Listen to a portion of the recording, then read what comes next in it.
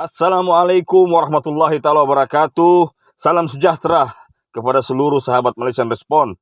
Alhamdulillah, bertemu lagi kita pada edisi kali ini yang akan membahas satu isu yang menarik tentang sukan atau olahraga sepak bola, yaitu tentang isu kepelatihan atau kejurulatihan. Okey, seperti yang kita sedia maklum, sekarang ini pentas sepak bola Asia Tenggara sudah menjadi seperti Gangnam Style. Apabila para opa-opa Korea telah datang berbondong-bondong menjadi pelatih atau jurulatih di 3 timnas yang sangat-sangat orang bilang ini bersaing antara satu sama lain, yaitu timnas Vietnam, Indonesia, dan Malaysia.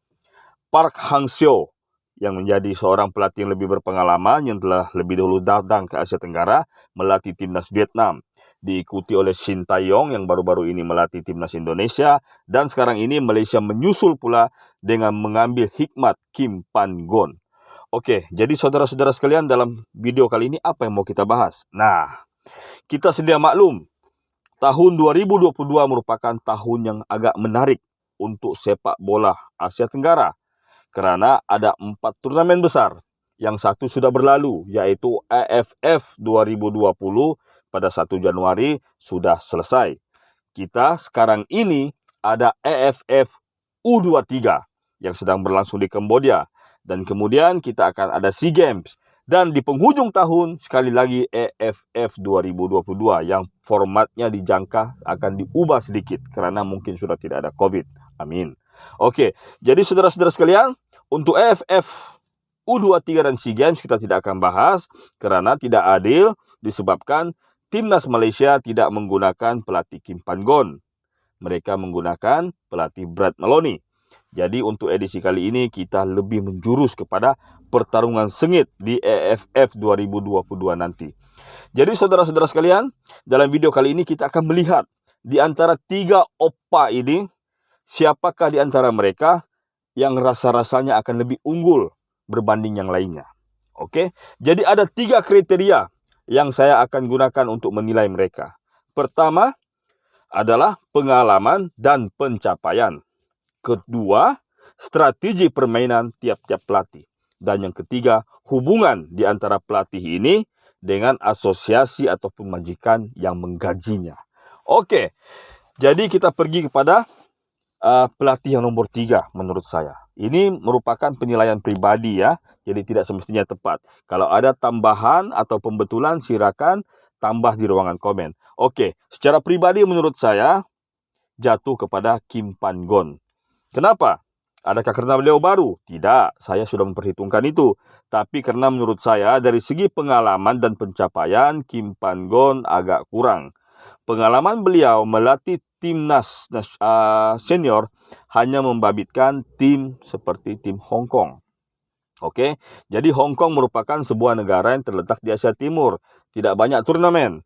Mereka langsung masuk kualifikasi Piala Dunia ataupun bermain di Sukan Asia. Cuma itu yang mereka sertai. Kemudian adalah beberapa siri-siri friendly yang mereka ikut serta.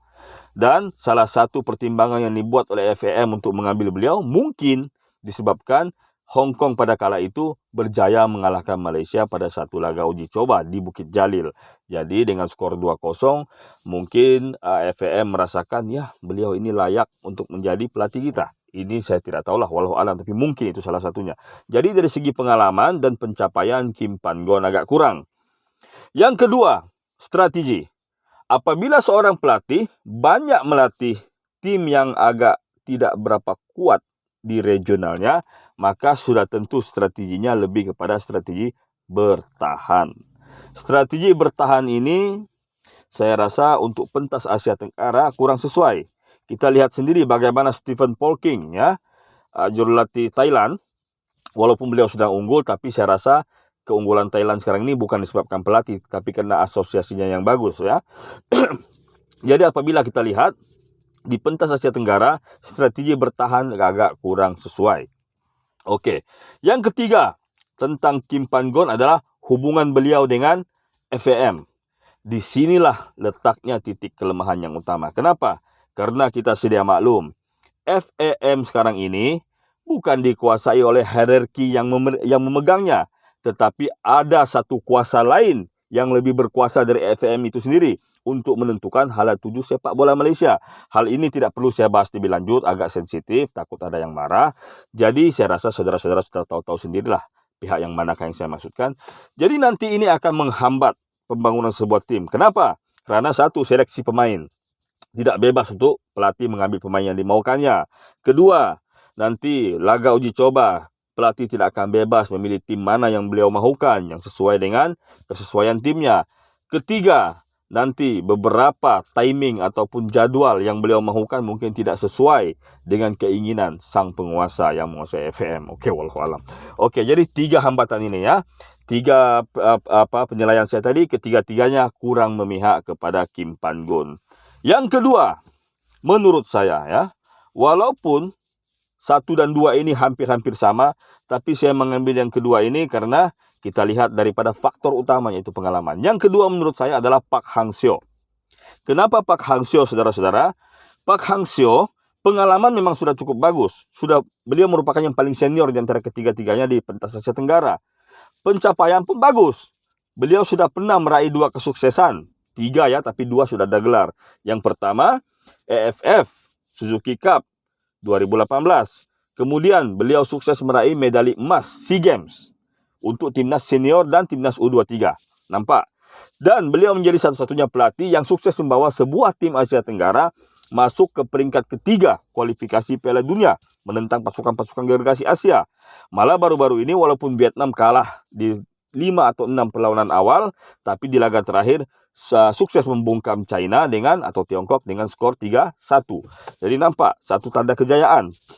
Tetapi dari segi pengalaman di pentas internasional yang lebih tinggi lagi, maksud saya dari segi hierarki kepelatihan, beliau sebenarnya berada di bawah Kim Pan-gun dan Shin Tae-yong. Jadi pengalaman dan pencapaian Park Hang-seo sudah ada, tapi masih belum mengatasi pencapaian yang lebih unggul, yang nanti saya akan bahas apabila saya menyentuh tentang Shin Tae-yong. Kemudian strategi. Strategi yang dimainkan oleh Park Hang-seo adalah menunggu kesilapan lawan. Mereka bermain ball possession, banyak pegang-pegang bola, tapi untuk penetrasinya kurang. Mereka menunggu lawannya lengah. Itulah yang sukses dimainkan oleh Indonesia untuk mengimbangi Vietnam 0-0. Itu juga lah yang digunakan pakai oleh Thailand, yaitu menggunakan 2 counter attack di perlawanan first leg, menang 2-0 ke atas Vietnam. Jadi Vietnam gagal melaju ke peringkat seterusnya. Maksudnya dari segi strategi, menggunakan ball possession ini sangat berisiko karena lawan nanti kalau sudah bisa baca strateginya, mereka akan tahu bagaimana menghambat dari segi perjalanan waktu. Oke. Jadi di sini beliau kalah sampai tidak sukses meraih predikat pertama. Oke, yang ketiga, hubungan beliau dengan VFF, majikan beliau lah ya, yang menjadi tunjang sepak bola Vietnam. Hubungan beliau dengan VFF relatif bagus, tidak ada masalah, tidak ada ancaman pemecatan atau apa saja, tetapi hubungan mereka ya so and so saja. Jadi sekarang ini kita sudah tahu nomor 3, nomor 2 siapa, jadi nomor 1 Shin Tae-yong. Kenapa? Sedangkan Shin Tae-yong belum menang apa-apa gelar dengan timnas Indonesia. Nah, untuk menang gelar itu tidaklah adil dengan Park Hang-seo karena Park Hang-seo sudah berapa tahun megang timnas Vietnam, sedangkan Shin Tae-yong baru. Tetapi pengalaman. Kenapa pengalaman? Karena Shin Tae-yong satu-satunya pelatih di antara ketiganya yang pernah membawa sebuah tim nasional bermain di Piala Dunia. Korea Selatan masuk di satu grup bersama dengan juara pertahanan yaitu Jerman. Kemudian ada Meksiko. Kemudian ada Swedia, ya. Jadi Korea Selatan sukses tidak menjadi tim juru kunci dalam grup berkenaan. Malah mereka menang ke atas Jerman, juara bertahan dengan skor 2-0. Jadi ini satu pengalaman yang sangat-sangat berharga untuk seorang pelatih berkelas demikian datang ke Asia Tenggara bukan satu hal yang mudah, saudara-saudara ya. Oke, kemudian saudara-saudara dari segi strategi. Strategi Shin Tae-yong tidak menyerang, tidak bertahan, tidak ball possession. Jadi maksudnya apa strateginya? Strateginya multiple.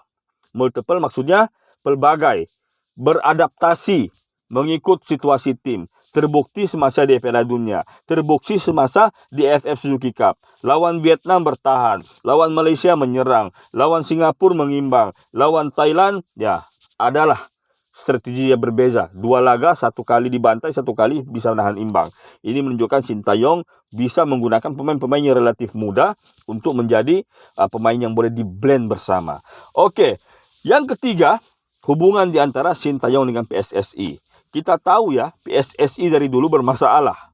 Tapi begitu Sintayong masuk, Irwan Bule sempat mau beberapa aturan yang harus dikenakan pada Sintayong, tapi Sintayong sukses mengatasi beberapa rules berkenaan, antaranya penggunaan 2 pemain daripada 1 klub. Sintayong berjaya memujuk PSSI untuk tidak lagi mengamalkan peraturan berkenaan. Malah baru-baru ini satu petinggi PSSI, saya lupa namanya, coba masuk campur, netizen membackup Sintayong. Jadi hubungan di antara Sintayong bukan saja dengan PSSI, tapi juga dengan pendukung sepak bola Indonesia semuanya sangat-sangat baik. Jadi 3 faktor semuanya E+ buat Sintayong. Jadi ini cuma penilaian pribadi saya. Mudah-mudahan nanti pelatih timnas nasional saya yaitu Kim Pan-gon unggul, siapa yang tidak mau menang. Tapi kalau dari segi penilaian yang saya buat tadi, rasanya buat masa ini haruslah kita akui bahwa Sintayong, Park Hang-seo dan Kim Pan-gon ini sudah ada predikatnya ya. Ingat, PSK. Park, Shin, dan Kim. PSK bukan pekerja seks komersil ya. PSK, bukan PSW. PSY itu kan yang Gangnam Style. Oke lah, wallahu alam bisawab. Semoga ketiga-tiga tim nanti akan menyajikan satu pertandingan yang sangat-sangat sengit. 3 penjuru. Ya, kita abaikan dulu Thailand. Thailand pelatihnya lain, beda dengan kita. Jadi kita harap ketiga-tiganya ini akan mengungkit satu lagi rival di antara opa-opa. Assalamualaikum warahmatullahi taala wabarakatuh.